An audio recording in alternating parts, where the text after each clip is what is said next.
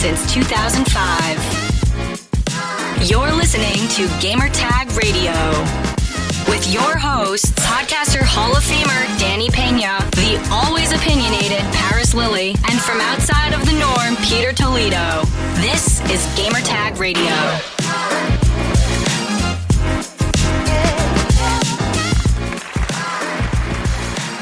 All right, welcome to Gamertag Radio, episode 1206. This is a brand new episode. Again, this is me right now, but I have a special audio that I recorded during one of my live streams. About Parris joined in, and he was like, "Hey, let's just have a conversation." We haven't done a daily conversation in a very, very long time.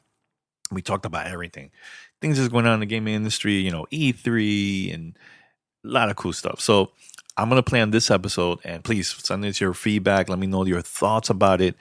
It's going to be really, really cool, man.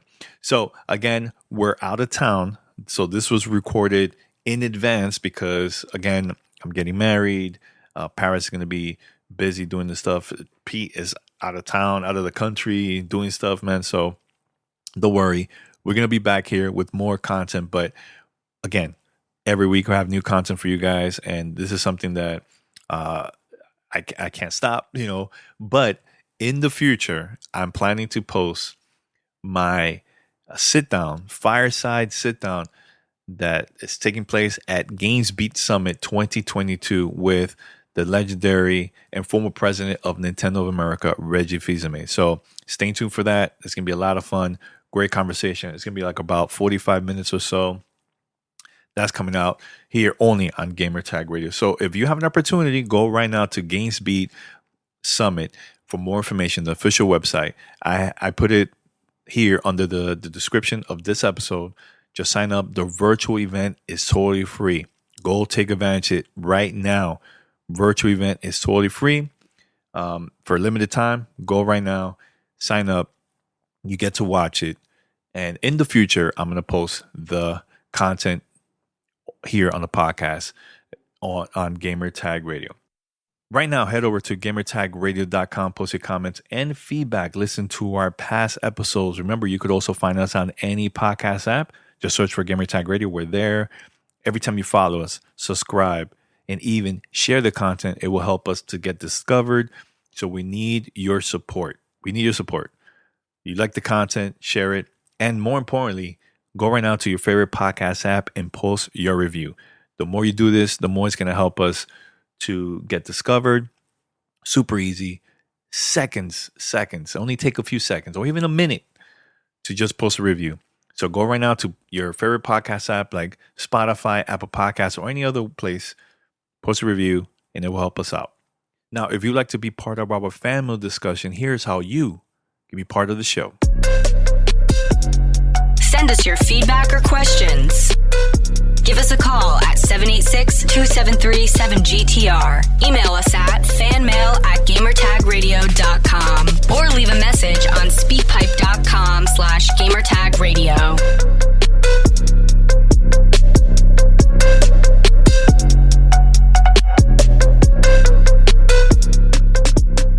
All right, so let's go straight to my conversation with Parris about all kinds of stuff. It's going to be really cool. This was live on Twitch, and it took place a couple of days ago. In the future, I'm planning to stream more on our official Twitch channel because, you know, I have a new setup and everything. It's going to be a lot of fun. I have new games that I'm planning to stream that hasn't come out yet. So stay tuned for that. It's going to be a lot of fun. So this is the opportunity to go right now to twitch.tv/Gamertag Radio. Follow us, subscribe, or even just go there once I'm live in the chat and interact with me. I would love to hear where you're from and everything, man. So, all right, we're going to go straight to the conversation I had with Parris Lilly, and I'll be right back after this. This is Gamertag Radio. Voicemail at 786-2737-GTR.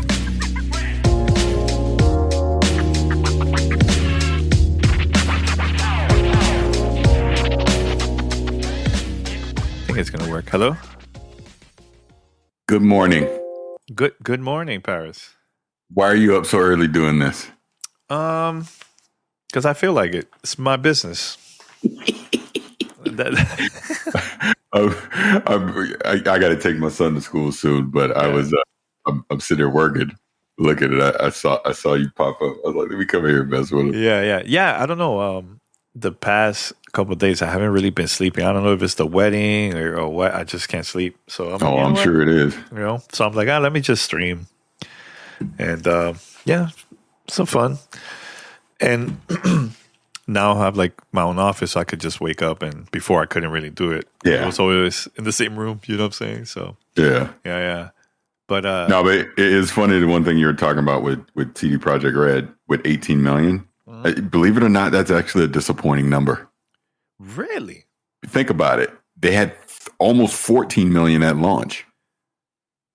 And since then, I mean, it's only gone up to 18, almost a year and a half later. I mean, that just goes to show you all the issues that game had, man. I mean, Parris, but think about it though, man. The game got a lot of bad press, so a lot of people I agree. I mean, with bad press, that's not a bad number, honestly speaking. Danny, I still get for that game. Still, right now at 6:18 in the morning. Yeah, I still get it.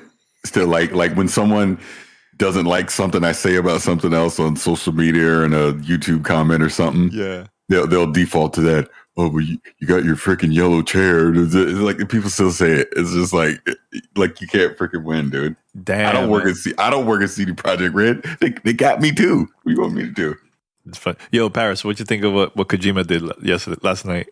Oh, he was 100% trolling. I mean, we were saying that last night. Oh he knew what he was doing. He knew what he was doing. He knew I'm gonna put the banner up since Death Stranding on, but with no context. I know everyone's gonna lose their mind. He knew. Come on, everybody did. Yeah, everybody did. By the way, man, it looks like I know we haven't watched wrestling in a long time, but it looks like the AEW game might get released later this year in September. That's the rumor. I'm curious about how that's going to look. I'm curious what it's going to look like. Have you played 2K? WWE 2K? I have it, but I haven't played it yet. Yo, it is fun. That's the best wrestling game I played in years. Yeah, that's what I keep hearing. I hear it's good. In years. I think, did somebody made your character yet or no? Yeah, Kind of Funny made me. I'm on Kind of Funny's that whole wrestling thing they're doing. That's dope. That's pretty dope. Yeah. So Parris, man, if Summer Game Fest is officially happening in person, or I hope they do, because they did it with the Game Awards. This is an opportunity for Jeff. Man, I think E3 is like really. Oh, E3's done. E3's done. Think about it. Jeff is literally doing E3. So how is the ESA going to come back next year? And Jeff, because what's going to happen is Jeff's going to do his thing. I'm telling you, it's going to be a hit. How's the ESA going to come back? And also, and you went to Gamescom. What year was that? 2019.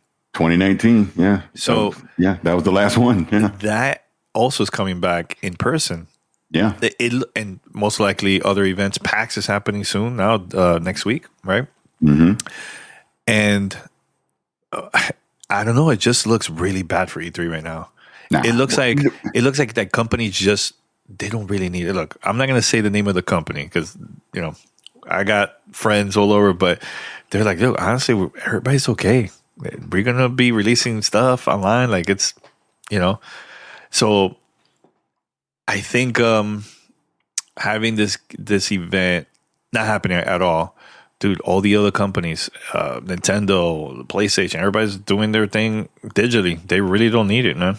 We don't need it. So no, I agree. And the funny part about that is, I shouldn't even say funny, but when Jeff, when the news came out when E3 said they weren't doing anything this year. Yeah. And it reminded me of a sit down I did with Andrew, Uriah in E3 2019, like the first day of it. Yep. I was like a freaking prophet, dude. I was saying it then. I was like, I think this is it. I was saying it then. I was like, I don't understand the relevance of this is more. The only reason I even like coming here is to obviously see friends. The actual relevance of this being a gaming show doesn't make sense anymore. These platforms, like PlayStation's gone, EA's gone. Xbox has one foot out the door. I mean, I was saying this in 2019. So it's like, here we are in 2022. Why? Why would it? Look, let's keep it real. Xbox doesn't need E3 anymore. They do their own shows. They've proven that. They showed you that last year, right? PlayStation obviously is gone doing their own thing. EA isn't even doing an event this year. Mm-hmm. Dude, I don't see it. I don't see a reason. I mean, Jeff doing Summer Games Fest, he's going to get all the third party and indie people. Like, remember, he was the one that first showed Elden Ring last year, which is going to be the game of the year this year. So again, what's the point of E3? There's no point. There's 0 point to it. Yeah. Yeah, and then you throw in the fact that he's also associated with Gamescom. He's going to do, opening night live, and it's going to be in person again. And having experienced that in 2019, that is a far more efficient in-person show for the public than E3 could ever hope to be. So you're going to continue to have a Gamescom thing. Jeff's going to expand his thing, because I was in the spaces with him, and I even was asking him about this. I'm like, when are we going to get a Gamescom type of an event for North America? Because that's really what needs to happen. E3 tried to do the public. That was chaos, man. No, that it doesn't work. Unorganized. They need to, honestly, they just need to go to Vegas. Go to Vegas.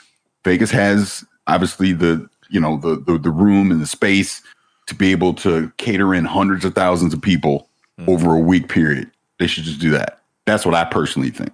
If they want to have a public event, or you just continue to do PAX and Comic-Con and just have your stuff there. Those are way more organized to handle the public than what E3 was trying to do. So, yeah, dude, I think the ESA is done.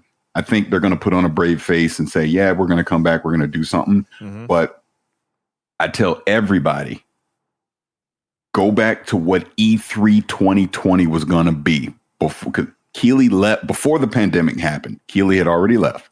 Mm-hmm. They had already announced what their plans were going to be, and it looked terrible. Go back and think about what that was going to be, and now magically it's going to be better than that. It's not. The world's changed. Yeah, what I was thinking too, Parris? Actually, those events that you mentioned, that's all run by Repop. So PAX, Comic-Con, and actually, and a lot of people don't know about this, but I got approved to attend for the first time. I'm attending Star Wars Celebration, and that is also a in-person event. Which I have some theories, Parris. I have some theories of what we might see gaming-wise at the event. But see, those events is meant for the public, and it's well organized when it comes to having the public there, having the media. I feel like E3 knows that the world has been changing. Go back when Nintendo started doing Nintendo Direct. Do you remember that time, Parris? A lot of people were saying, even the media were like, oh, Nintendo is done. Why are they doing this? They don't have no games. Every other company's having a press conference, but Nintendo's having a digital event. This is chaos. And look now, everybody's doing the same exact thing. Nintendo was thinking ahead of time, like the future. Yo, we got this. I mean, in a way, they were struggling because of the Wii U during that time, but it was perfect. It was a perfect thing for them. Then EA left, started doing their own thing. Parris, you remember going to E3, big booth? What was the loudest booth? It was the EA one. It was EA. You walk in West Hall, it was the first thing you see when you come in. Again, my first memory of E3 back in 2001 was walking into West Hall, EA booth, big digital thing with Madden, and I was like, this is the greatest thing I've ever seen in my life. Yo, loud music, the screens, huge. And believe it or not, Parris, during that time, during the early 2000s, mid 2000s, a lot of the companies was also focusing on getting the celebs to come to E3. Dude, there was a time I will see celebs left to right at E3. Dude, Eminem and Jay-Z show. I saw, multiple people from Wu-Tang Clan. And, remember the actor from Mini-Me, from Austin Powers? Vern Troy. Hey, keep talking. I can hear you, but I'm grabbing something, so I won't be able to it's all good. It's good. Yeah, I'll see him. I got to see DMC from Rum DMC. Steven Spielberg, lots of actors and actresses, and things has changed, man. Now it's all about like getting the content creator, those big ones, and I don't know. It's so E3 is so weird now, man. It's so weird. That whole thing that they did last year that went digital, I get why they were doing that, but I felt like a lot of those things was kind of forced. Like, hey, let's have a press conference, no announcements, just have it. Like, it was just weird. It was weird. Yeah, it was. Especially what Capcom last year was talking about esports during E3. It was like, really? But that was also a byproduct of a lot of these companies, and it's going to be curious to see going into this year. It was a byproduct of the pandemic where you just you didn't have anything that was ready to show or to talk about because game development's been so slowed down. That actually, if you want to pivot a little bit, is something to think about as we go through the rest of this year into 2023. I mean, I look at the rest of the year, and honestly, unless a lot of these companies are sitting on some really secret stuff, I would not hold my breath that we're going to get a lot coming this year. I don't think there's much. Like it wouldn't shock me if Redfall is delayed, as an example, right? I think Microsoft is really putting all their resources and effort to make sure Starfield comes out when they said. But it wouldn't shock me if Redfall got delayed. It wouldn't shock me if Forza didn't make it this year. I think about PlayStation. All we really can count on is God of War coming at this year. I think it'll make it this year. I hope so. There's not much. But obviously, Breath of the Wild already got delayed into 2023 from Nintendo. So it's like EA, dude. Unless I'm hoping, knock on wood, we get Jedi Fallen Order 2 this year, but I'm not counting on it. What else do they have? I think that's my theory, Parris. Because look, here's my crazy theory, Parris. I can hear you, but I'll be right back. Okay. You tell me if I'm right or wrong. The main character from that game, I think he is probably going to pop up in the new Kenobi series, Obi-Wan Kenobi. And this coming out in, around May or so, exclusively through Disney Plus. And this will be a perfect way to also promote the game, the first game and the second game that's coming out later this year. I think that's going to happen, man, during Star Wars Celebration next month. That's my theory. I guarantee you we're probably going to see part 2 announced during that event. And I think that's going to be EA's only big title for this year, besides the Madden and FIFA and all that stuff. But that's what I think. I think that will be a great way to do a cross promote, get to know the character, get that whole new audience to learn more about the older game, and also get ready for the second game. Yeah, I agree. That to me, that makes the most sense. That I'm pretty sure that's the plan, right? So that they'll do it at in May at the Star Wars thing, announce it, and then it would come out later this year, have the tie-in with the Obi-Wan show. That makes a lot of sense. My only concern, again, bringing the pandemic and game development being slowed down, it could just not be ready. And they have no choice but to delay it into next year. I think we already saw it early this year. A bunch of games that should have come out in either 2020 or 2021 all got dumped into early 2022. That's why we do this chaos. We have so many games that we're trying to review early this year. And now everything's just dried up. There's nothing. A little bit. From the indie side, it's not dried up. For the AAA, yes. Because, dude, every week there's a new game. Like right now at PAX East, there's a lot of games that I've been getting emails because I've been booking appointments for work and everything. And Parris, there's some games coming out, man. Like, one of the games I'm really, really excited about is WrestleQuest. I'm excited for that. Yeah. It's an indie game. But from the AAA side, I think the biggest one that I know before the holiday season is Saints Row. That's the big one, unless that gets delayed. Originally, that game was supposed to come out early this year, and that got delayed by a couple months. Delayed. Yeah. Yeah. So, honestly, I'm very curious to see how that game is going to look. I'm very, very excited to get some hands on and start playing that game, man. I think it's gonna be a lot of fun. I just hope it's not like the last Saints Row. I didn't like that game at all. It was just weird, very, very weird. So But Cool Six says, spot on, Danny. The timeless overlap perfectly, and the preview of the show had the same villains. Hey, Right, exactly. it's gonna happen. It's gonna happen.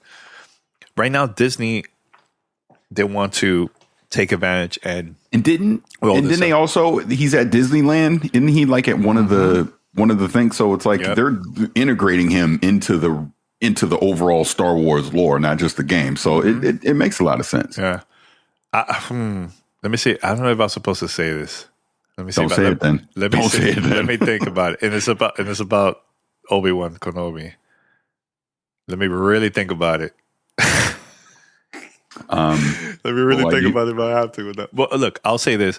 There was a well-known person that I was talking to, and that person slipped and said something about Obi-Wan. I'm like, why would you do that? Why would you do that? So, yeah, I'll just say leave it as that. That's it. Leave it there. Leave it as that. But I'm like, no, why would you do that? Yeah. I think you know what I'm talking about. I think I do too. Leave it there. Okay, just pause. Yeah, man. What else, man? Yeah, I'm thinking for sure we're probably going to see Saints Row at Summer Game Fest. I think the timing makes sense. This would be perfect for Devolver. Wait, no, Deep Silver. I mean, Deep Silver to promote Saints Row during the Summer Game Fest. Yeah, I honestly, I'd be shocked if it wasn't. It just makes a lot of sense. But, well, yeah, because it is. I was thinking Devolver there for a second. I was like, I would imagine Devolver's probably going to do another digital event themselves. Oh, yeah, for sure. But you're right, though. Yeah, I would imagine. So Day of the Devs is actually coming up here soon, speaking of indie games. So I'm excited for that to see. Oh, really? When is that? God, I got a press release on it like a week or so ago. I have to go back and look again. I think I did too, but dude, I've been getting so many emails because of PAX.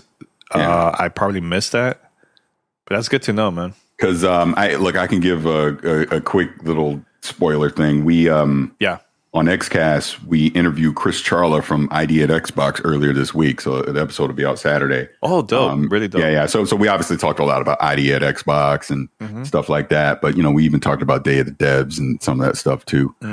So should be good. Well, matter of fact, let me see.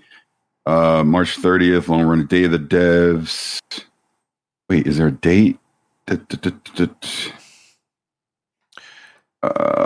I guess so. No exact date. It's just saying it's coming back because Double Fine tweeted out, and I know we got that thing, but they're not giving the actual date when it's happening. Yeah, you know what? There was an analyst that saying that PlayStation VR 2 will launch in 2023 due to a delay. I can see that happening. I was not expecting it to come out this year at all. We'll see. I would imagine whatever big event PlayStation does over the summer, we'll see it. But no, it ain't coming out this year. No way. You know what? That makes sense. Here's the thing, Parris. Like, I'm wondering right now, it's so easy now to find the Series X and especially the Series S. I can't believe that the PlayStation 5, you can still find it online. Like, it's so difficult. So difficult. Yeah. Oh, excuse me.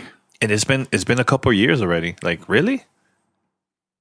I know again, we're in unprecedented times, but who would imagine that at this point in 2022, you couldn't just walk into a store and just buy one of these consoles? We've never seen this happen before at this late stage. That is wild. Yeah. That is so wild. Let me see who it is. So Jeff is doing it. It's part of Summer Games Fest, Day of the Devs. Oh, really? Yeah. Oh, he's making moves. Shout out to Jeff. But it's smart. That's smart. I mean, highlight all these indie games because, dude, you know how much I love Death's Door. That was the first time I saw it. Was Day of the Devs. It was true. It was true. Yeah.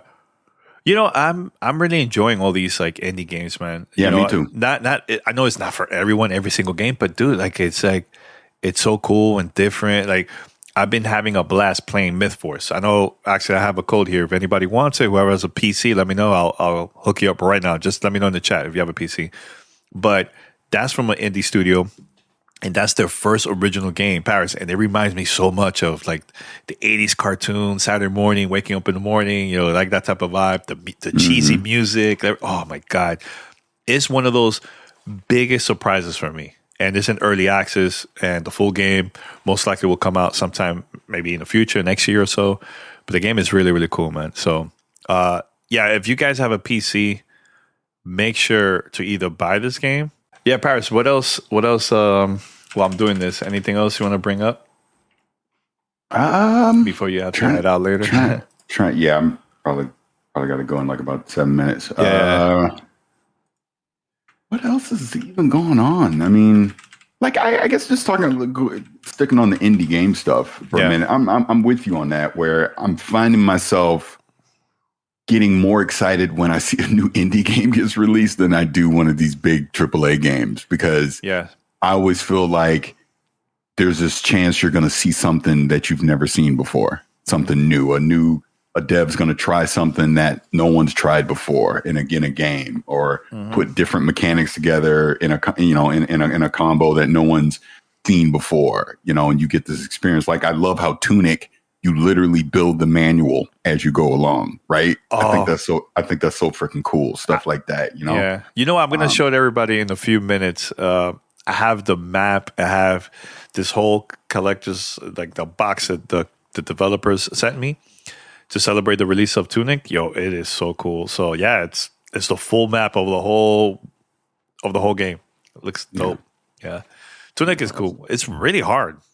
Yeah, it's not easy. But to me, that makes it more of a throwback to what inspired it. Something like Link to the Past. Because I tell you right now, somebody go play Link to the Past right now, and you'll be like, God, this game's hard. That game is not easy. It's not easy. Not easy. It's definitely not. Not easy. And what the difference? A lot of people don't know about this, but with Tunic, you could put in a way where, like the difficulty, you could change it for people that having trouble finishing the game. You could put it all easy, and you don't die.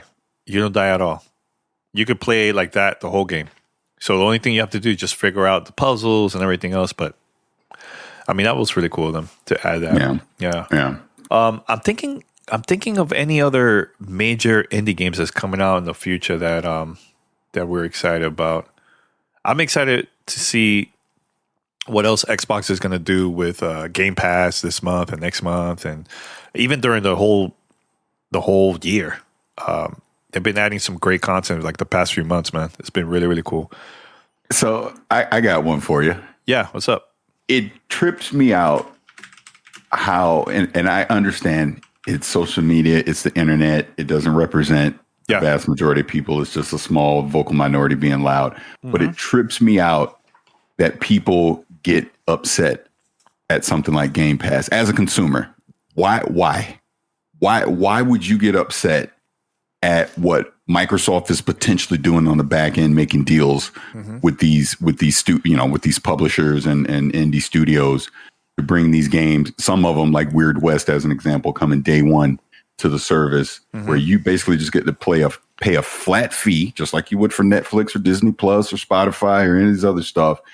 And you're getting a chance to play games that some you are going to like and you would have bought anyways, but some you're like, let me check this out, see if I like it. If you like it, great. You keep playing. If you don't, you get to put it down and go play something else without basically any penalty to you as a gamer, right? But when I see online people literally tying their own self-worth to the stupid narrative about where you played a game and how you bought the game. Like, if you didn't spend $70 on the game, you don't own it in the cheap run. Like, all this silly narrative that I see online from people literally arguing over how someone else wants to enjoy playing games is something that I'll never understand, man. I'll never understand it. I'll tell you the reason. Fanboy. Yeah. That's it. That's the only reason. And here's the thing, Parris. Like, Sony's going to do kind of the same thing. That's good for gaming. That's good for gaming. And here's why. Here's why this is good for gaming. Look, not everybody can buy a game every week, every month. The majority of consumers will buy maybe 2, maybe 4 games a year. Think about it. $60, $70, or unless you buy the collector edition, that could be like $100 something, right? But with Game Pass, you could go and discover games that you never would have thought that you were going to download, and it's available there. You could play it. This will bring more people to gaming. The community will grow. Doesn't matter what platform it is. If it's Nintendo, PlayStation, Xbox, PC, it's going to help people to discover new games. It's great for the industry, the jobs. There's going to be more jobs available for developers around the world. Business is going to boom. It's a great thing. I don't know how this is a bad thing. I really don't know. You know how many games, Parris, that I downloaded through Game Pass? And I hope I could do the same now with PlayStation that I discovered because of the service. Yo, that's a beautiful thing, man. A beautiful thing. But a lot of these, and especially they're like probably our age, freaking out and acting like children over console war.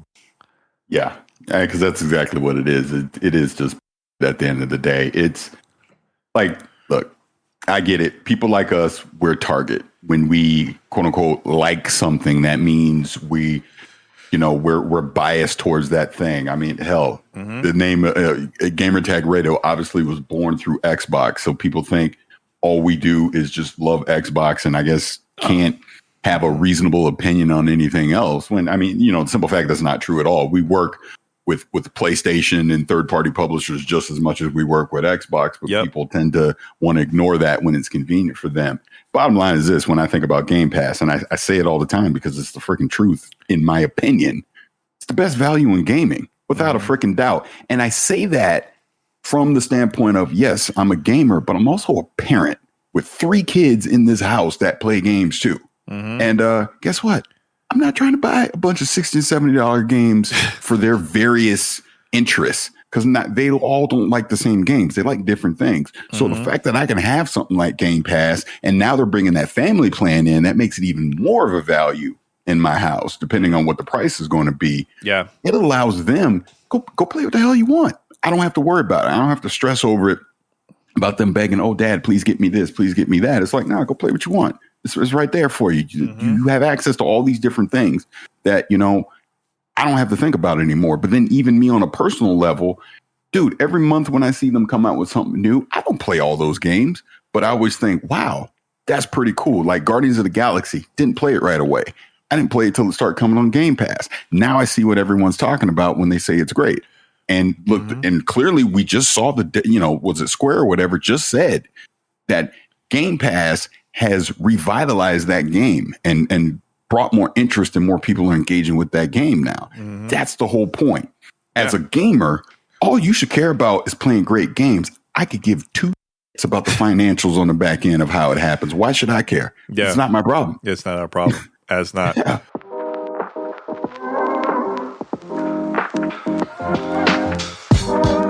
This is Gamertag Radio.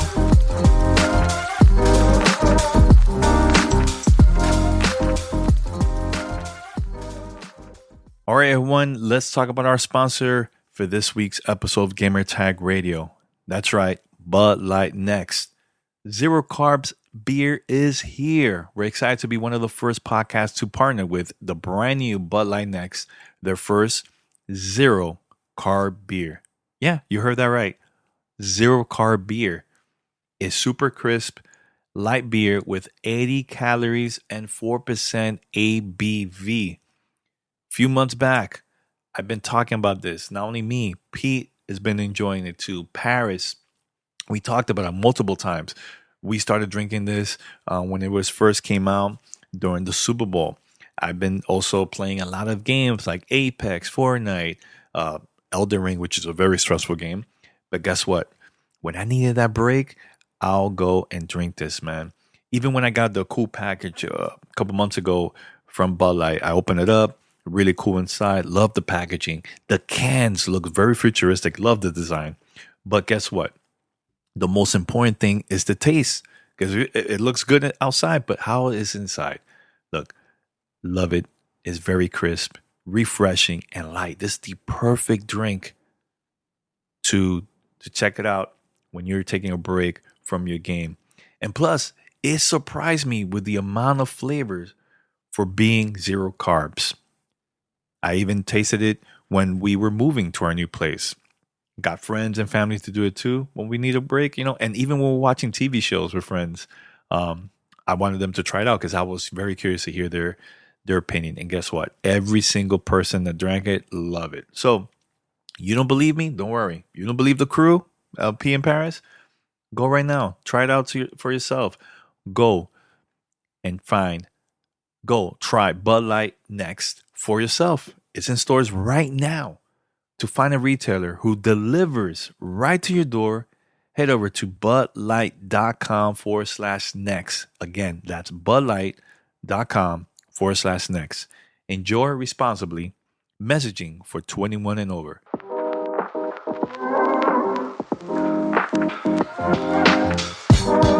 This is Gamertag Radio.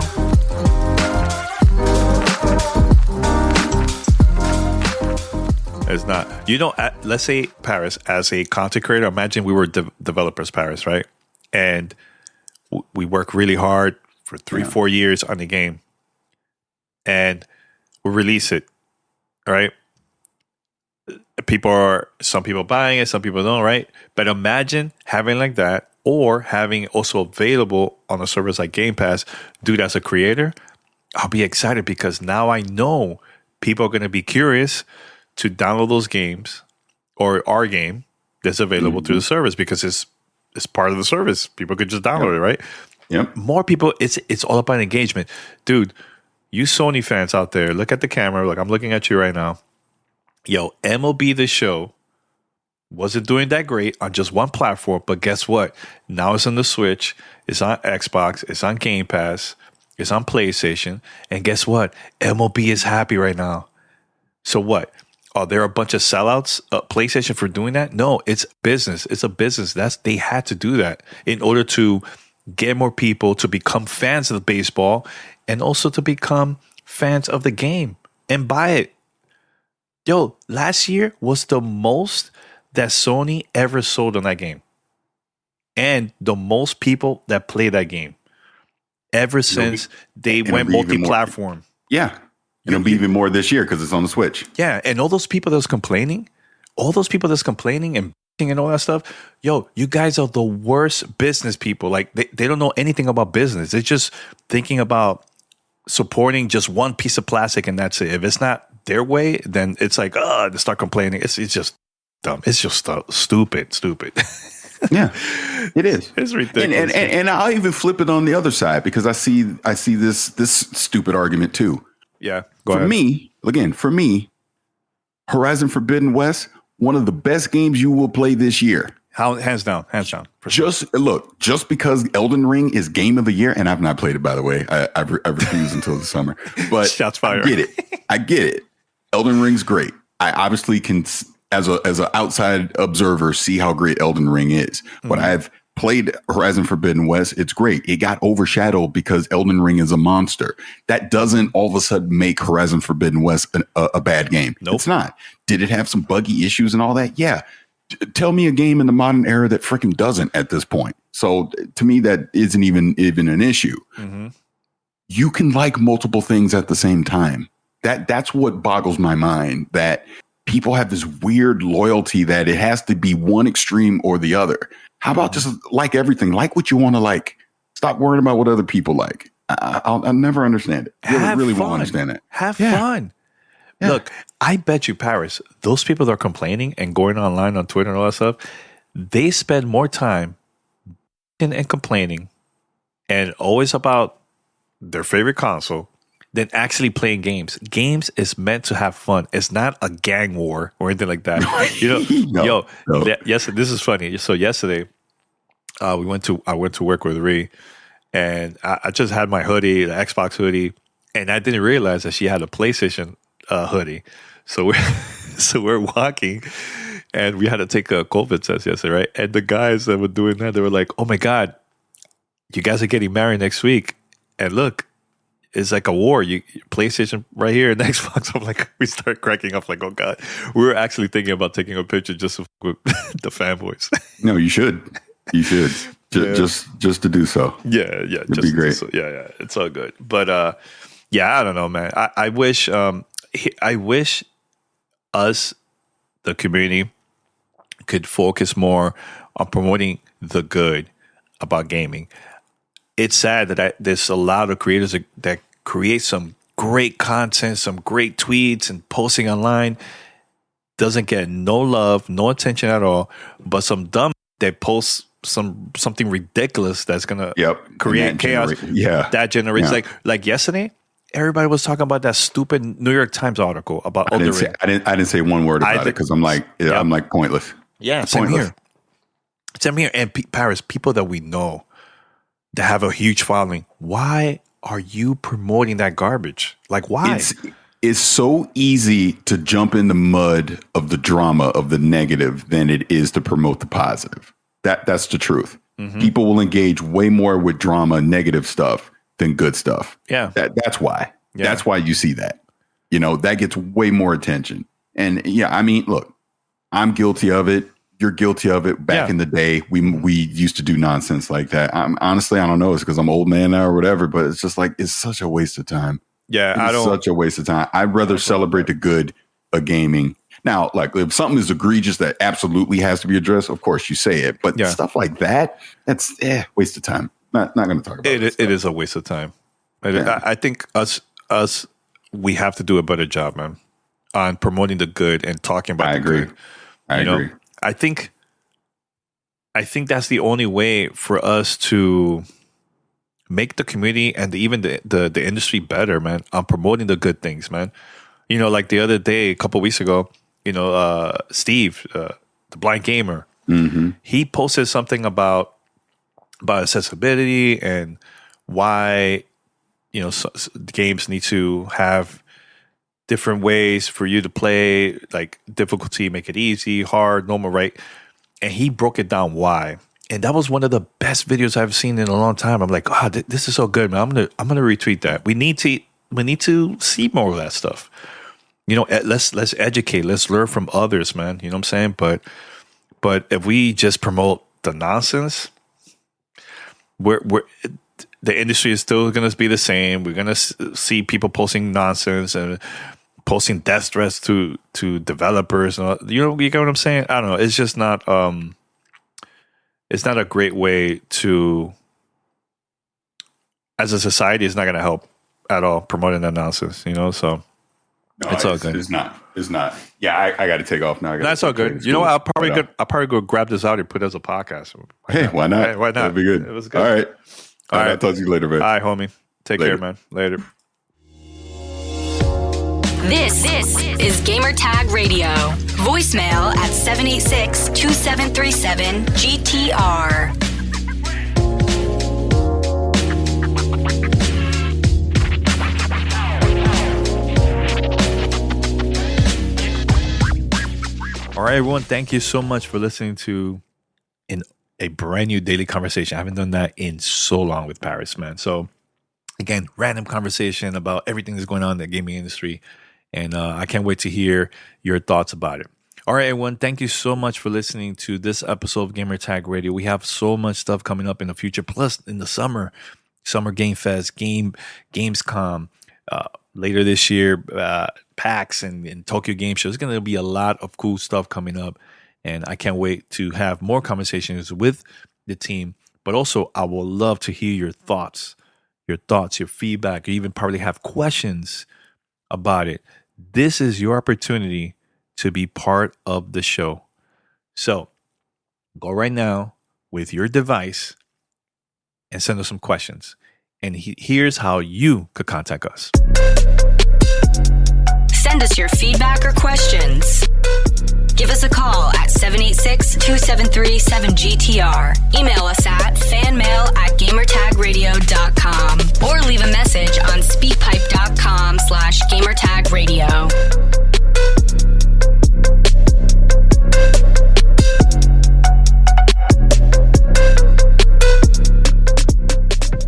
right, everyone, we're out. Until next time, thank you for listening to episode 1206. Until next time, this is Danny Peña. I'm out.